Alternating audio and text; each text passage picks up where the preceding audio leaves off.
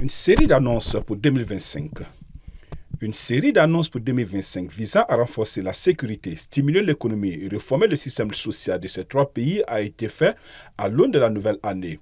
Au-delà de ces annonces, le Conseil Sahel à International Crisis Group soutiendra que les défis sont énormes pour les pays de la Confédération de l'AES pour cette nouvelle année. Les défis, les menaces, notamment sur le plan sécuritaire, sont transnationaux, vont au-delà des frontières de ces pays pris individuellement et pris collectivement.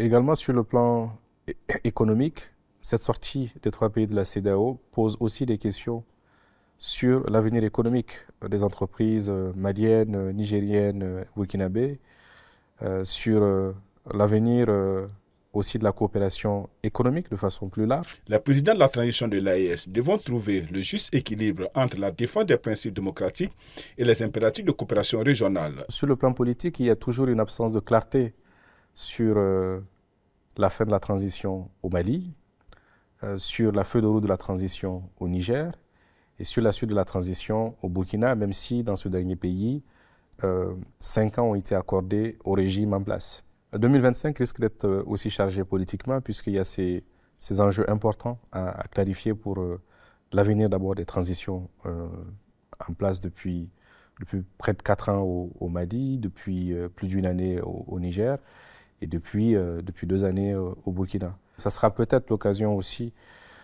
pour ces pays d'apporter plus de clarté sur les calendriers de ces transitions-là. L'un des principaux enjeux à traiter réside dans les affaires judiciaires qui touchent plusieurs personnalités publiques. L'issue de ces affaires influencera probablement l'atmosphère politique du pays et la capacité à désamorcer les conflits qui en découlent. Enfin, un autre défi majeur auquel les chefs d'État de l'AES devront faire face est la question du coût de la vie.